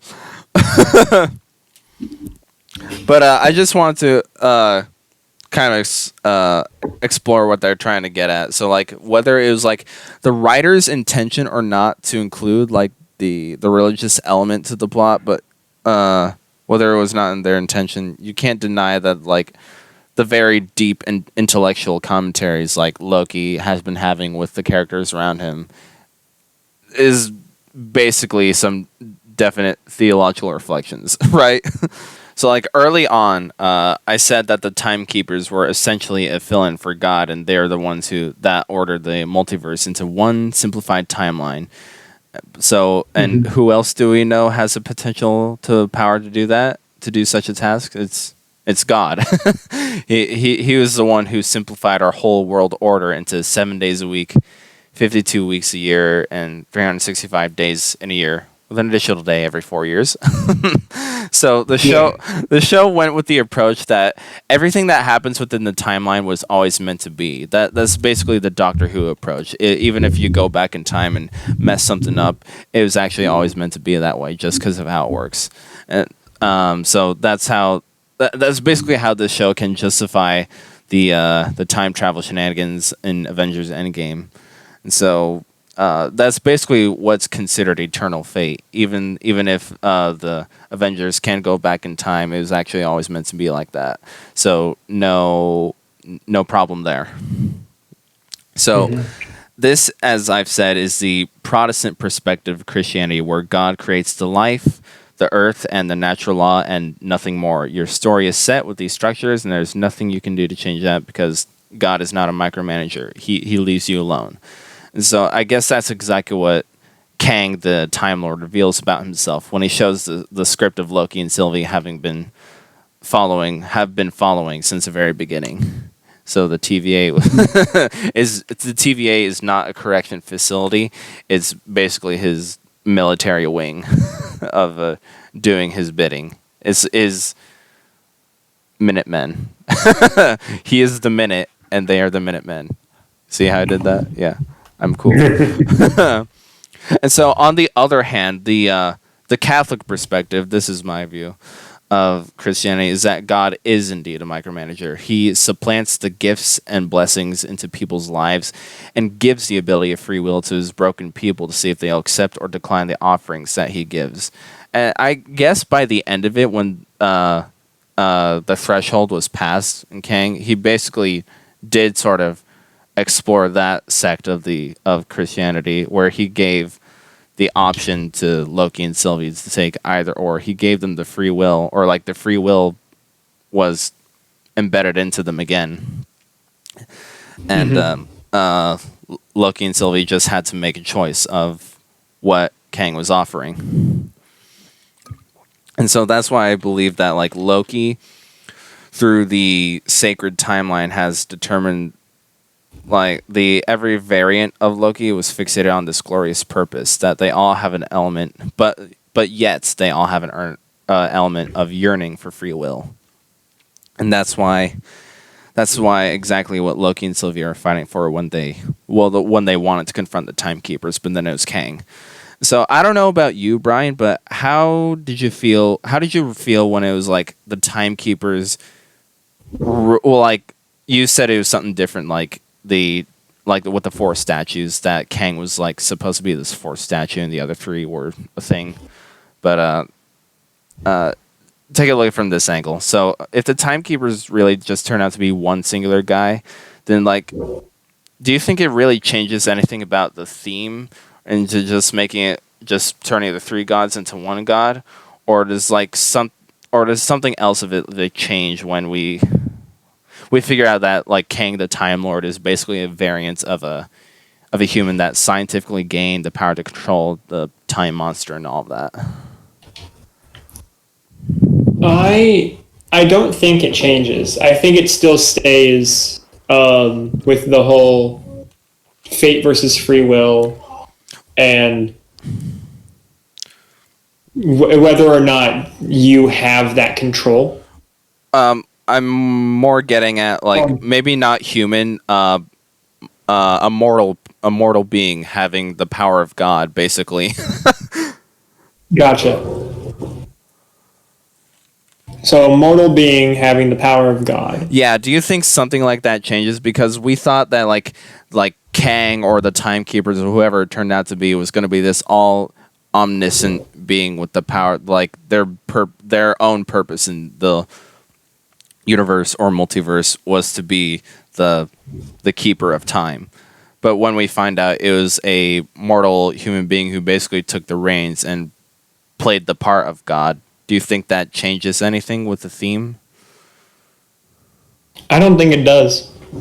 Okay. I think the theme stays the same, whether it doesn't matter how many gods you have. Just as long as you have that one, the theme will always be there. Even if it was someone who artificially gained the means for the power? Yes. Okay. Interesting. Okay, so I guess that's kind of the question that's kind of leave me in the balance of this whole theme is because like it probably does sound incomplete for our audience members because the show is incomplete. So this is something that perhaps the show can develop and explore more on in the second season, because this is like a very complex theological conflict. Like Cardinal Manning said, all human conflict is ultimately theological. And so it is something neat to explore with how they're doing it in the show. And so I guess we'll just have to see what they do next with it in season 2. We'll just have to wait and see. Yeah, alrighty. Okay, so the last thing I would like to cover for our podcast thing today is so it is currently the midway point of 2021. Well, a little beyond the midway point of 2021 of the year. And we've had 3 Marvel shows bless us, if you will. So we had WandaVision in January, we had Falcon and Winter Soldier in March, and Loki in June. We've had these 3. So, Brian, Yes. how would you rank these 3 shows, and what did you like and did not like about them? Okay. So, in an overall ranking from 1 to 3, 1 being the one I like the most, 3 being the one I like the least out of them, it would go Loki, WandaVision, and then Falcon and Winter Soldier. Now, does that mean that I hate Falcon and the Winter Soldier? No. Yes. You're a racist. Yes. But no, I think that all of the shows do good with the themes that they have and for the story that they're trying to tell. Because, I mean, because they're all 3 different stories. And the way that each of them tells their own story, I think, is very narratively satisfying, because, like, what I'm trying to get at is, if you were to watch Loki and then immediately watch Falcon and Winter Soldier, you would easily be able to tell them apart thematically and directionally because of the way that they're shot, filmed, edited, everything. The way that they're written, all of that is very distinct for each individual show. And I like that about each show, because no 2 shows feel the same. That's kind of why I don't like watching the Arrowverse, like the CW. Oh yeah. Like DC superhero TV shows. Yes. When it comes to those, I can only ever watch one of them. And that one was The Flash. I could only watch The Flash. The reason why is because no matter what, all of the shows followed the same pattern. It didn't matter which one you watched. They would all follow the same pattern of, like, oh, here's a big bad. We're going to spend an entire season figuring out how to fight them. And then the end of it is going to be us fighting them and figuring out that love was the way to go. Oh boy. Like, that is literally every single season. And so I just didn't like that, because the shows all felt the same to me. But with these 3 shows, they're each distinct. That was a very long tangent, and I'm sorry. No, that's okay. But I love the distinctiveness of each of the shows. Now, on to the pros and cons. I'm going to just quickly breeze through these. With Loki, I absolutely love that. I love the comedic parts of it. I love the characters they introduce. I love Tom Hiddleston as Loki is always a win. But I mean, I love seeing Owen Wilson in it as Mobius. I think he did a great job. The way that Sylvie and Loki play off each other, I think, is really fun. I like the He Who Remains and how he was portrayed. The only con, as we previously mentioned, is that they put a big pivotal moment in a TV show. That's like the really big con that I can think of. Do you want to hear my pros and cons about the other shows, or? Briefly, again. Yeah. With WandaVision, again, I loved it. I loved its writing. I loved the characters. I loved the homages to each decade of sitcoms. I loved its style.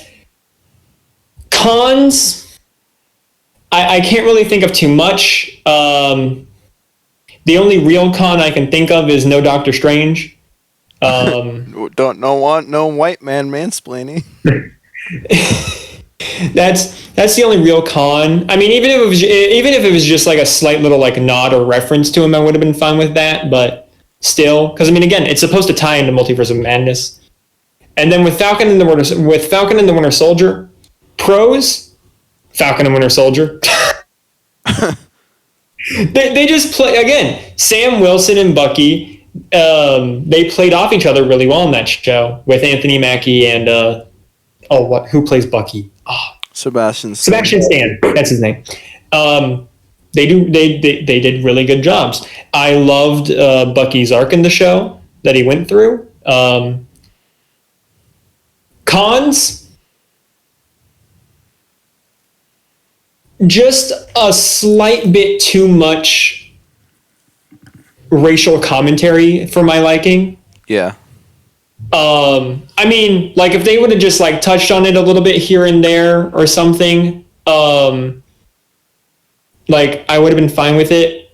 I mean, I know that you have, oh shoot, his name's running out of my mind. The older black dude who was Captain America back during the Isaiah. I mean, when you talk, I mean, Isaiah's backstory does kind of tie into the whole like civil rights movement of the day and things like that. So I mean, I know it's going to have to come up, but it was just a little bit too much for my liking. But that's really it. I mean, otherwise, I love the show. John Walker was a really good character. He was really well portrayed. That there you go. There's my tier list. Coolio. So yeah. Right. Anyways, on to you, Ethan. Yes, so I agree. Falcon and Winter Soldier is bottom of the barrel. I do not like that show at all. Like, okay, I'll get into this one right now. Zemo dancing. Pros is probably Zemo. There's some things I do like about the script. Falcon and Winter Soldier. So they do get in some, I guess, in a different sense from what this show is going with. They do get into some theological conflicts here as well. I think Zemo's the best character out of them because his study of the Machiavellian principles, which Machiavelli is not a good dude for the record, but I can totally see it within Zemo, and it's beautiful. He's probably the best part of that show, and I can see a good script within what they're doing, but it is just filled with too much of the Ta-Nehisi Coates type of racial essentialism that they put into the script. They had to explicitly acknowledge that black people are black and white people are white. I'm sorry, it's not a coincidence that all the black people are good guys and white people are the bad guys, with the exception of Bucky because he apologized for his whiteness, and with the exception of Carly because she was basically Sam's character said, I agree with your movement, you're just doing it wrong, ergo you're actually good for doing that. I'm sorry, it's not a coincidence they wrote it like that. That's why Sharon Carter's a power broker, a bad guy. Oh yeah, no, that was the other thing that I hated, was that Sharon Carter was the power broker. Yeah, that script is it could be something really good. They just had to bog it down with the racial essentialism of its time because it wanted to appeal to its woke authorities. Ergo, I probably am not going to watch Captain America 4 because of it. Okay, so on to the two shows that I do like. So I've had a lot of trouble trying to figure out which one I like better. Because the two shows, like you said, that is a very good point that you said, Brian, is that each of the three shows that we've seen so far are very distinct from one another. Mm-hmm. Yeah, and so I can clearly see with the two visions in my head, vision, with the two visions in my head of which show is which and which show is better. Okay, what I like about Loki is this exploration to the theological commentary and the whole. I said it as a joke, but I kind of did like it. It kind of did grow on me until I said no at the end. Then I forgot about it completely. So I do like this coming of character arc of a different side of Loki, because personally Loki was one of my favorites, if not my favorite character in the MCU, bar none. And so getting a show dedicated to him was right up my alley, and I really enjoyed watching a different side of Loki, a more human side, if you will, and by that we mean like a more broken side of him than we like regularly see from him. And regularly see because he was in multiple Marvel movies apart from any other villain. So I really liked that What I didn't like, okay, so because time travel is not a thing and trying to write it into its story, it's garbage. I don't like time travel in stories. I really don't. It's way too complicated for its own good. It can be very interesting as long as the story develops its rules around time travel, which is why Sonic 06 is garbage because he did not do that at all. So I just don't like time travel generally, or like time related plots and stuff generally. So that's probably the one thing. Oh yeah, Mobius didn't get his jet ski. Right? With WandaVision, I love the homages of the sitcom television shows that it does, and I love the mystery element stuff. With the whole like, I still think WandaVision did its cliffhangers better than Loki. Because they added a whole mystery element to like everything around Wanda's powers and everything like that. It was really fun. Like, Loki didn't have me on the edge of my seat as WandaVision did. So, pro for WandaVision. Con, I suppose this is what I just generally hear, that it's like the show's too long or something like that. Yeah, I suppose it is, but likely because like we did that show for 8 weeks in a row. It did grow tiresome, honest. It did. In fact, like, well, I'll explain something after this segment about we're growing tired of this. Anyways, I guess the show could be too long for its own good, but I don't really see that as wrong because, like, given the whole aspect of stuff it wanted to do. Yeah, I can't think of anything. So maybe I should give some more thought to this. But as for right now, WandaVision still tops Loki for me. Yeah. No, so the only reason, so honestly, when it comes to Loki and WandaVision, for me at least, it's not necessarily that like one's better than the other. They're honestly at like the same level for me. If the only reason why I chose Loki over WandaVision is just because I just like Loki's story just a bit more. I mean, again, don't get me wrong. WandaVision had a great story. I just really liked seeing the direction that Loki went. I mean, like with the whole variant thing, the TVA and the mystery behind their origins before that was answered, things like that. I really like that. The only really thing that's holding Loki back is just, again, it's unfinished. Yeah, that could potentially be the other thing. But I'm sure season 2 is going to be just as good as season 1 was. Yeah, and if it comes out next year, it'll probably be the best TV show. I don't know what's coming out next year. I really don't.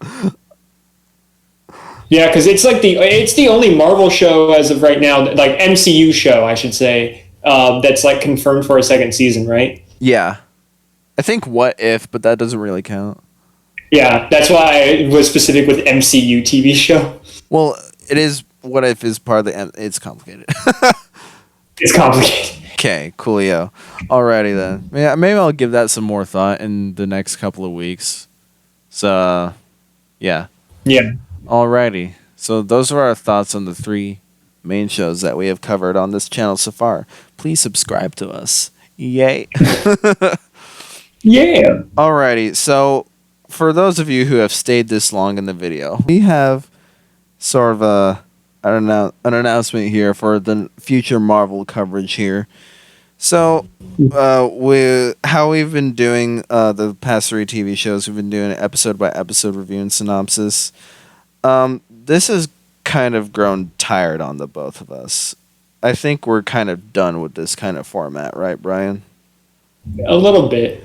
Yeah, it was fun and all to do this and see just have a talk with someone through the episode and just get their opinions on the coming events and all of that and see how things would play out the next week. That was fun and all, but it's grown very tiresome on us, and this is where, given the whole Gamebox timeline thing here, this is where I personally am recording a lot more game footage than I'm more focused on the game footage than I am any of the movie and TV stuff as of right now, and like to focus my stuff on the gaming stuff right now. So I feel like something has to be cut, and the gaming stuff is going to be a perpetual hellhole. I've been stuck in the editing dungeon since January. Help! Me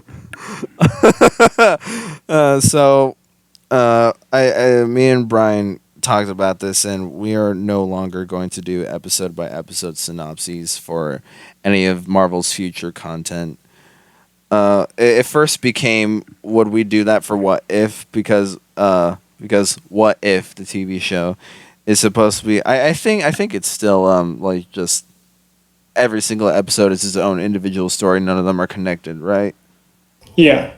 Okay, I still believe that's what If is going for. So we weren't going to do it like that originally. We're just going to do series by series. But whatever comes after What If, we are not going. If it is episodic or like one extended movie chopped up into 6 parts, we are not going to do an episode by episode coverage of that. It is way too tiresome on us, and we cannot keep the mental capacity for doing this every single week. I've enslaved Brian. The time between the time throughout WandaVision and Falcon and Winter Soldier, there's only a 1 week period where there's no show during that. I had enslaved Brian for about like a good 4 months with only a 1 week break. I'm sorry, Brian. You're still doing Lego City on Uncharted. Damn. But yeah, so that is the announcement we are going to make, that we have made. We are no longer going to be doing episode by episode synopsis. It is way too much on our plate. So if for you in the audience, you may think that's interesting. Some of you may not like it. I'm not exactly sure what to say to you. So we hope that you will come to learn to love and accept this new change of ours for whatever future content we do decide to do in the MCU, and we hope that you stay for even during the change, to show that you're a true loyalist to the Gamebox to the Gamebox kingdom. So go that as you will. You can perhaps leave your thoughts in the comments about how you'd like that. We'll take it into consideration and not listen to you. Yep. Alrighty then. Fans. So, but please do subscribe to us, because we appreciate the support, because you guys are the ones who give us the mental capacity and mental purpose for us to keep pushing out more content. Yep.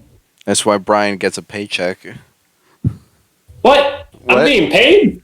Alrighty, so do you have anything else to say before we conclude today's episode, Brian? No. I think you summed up everything pretty well. Alrighty, well, with that said, Brian, thank you once again for doing this series with me. It has been a pleasure talking with you every single week. Yeah. What, nothing to me? Wow. Okay. Wow. Such a friend. Well, you didn't pay me, so I mean... What? Sorry. Okay, fine. I'll make sure your paycheck's in the mailbox tomorrow. It's definitely been a great time. Yeah, all right, cool. It's fun just to talk, you know? Yeah, it is fun. I like doing this. We need to do this with the boys more often. Just talking about things that we enjoy. Exactly. Well, alrighty. Well, with that said, thank you, Brian. Thank you for being here, and we'd like to ask you in the audience to subscribe to our channel so you can keep up to. Ooh, that's not a thing anymore. Loki's not a thing anymore until next year. Until next year, perhaps. So we'd like to ask you to check out all of our other Marvel content that we've done in the past. We have reviewed WandaVision. We have reviewed Falcon and Winter Soldier. If you haven't watched those already, go subscribe to Disney Plus, $7.99 a week, and watch those. Then watch our past coverage. See what our thoughts were like. And you can also check out all of our classic gaming content, the stuff that we made before we originally shut down in 2019. And we'll be having new gaming content on the way for all of y'all shortly. And I really hope you guys are viewing that stuff, because that's where basically our heart and soul is in it. This is basically a side passion project, but our heart and soul is into our gaming stuff. So I would love and appreciate all the views and the clicks and all of that for that. So with that said, thank you guys for watching. Have yourselves a fantastic night and take care, everyone. See you for Black Widow.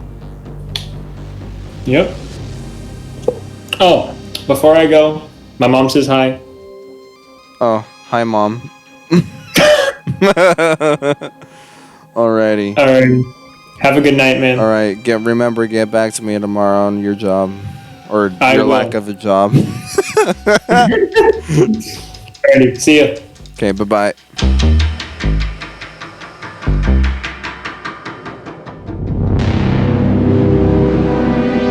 Thanks for visiting the TVA. Don't hesitate to let us know how we're doing.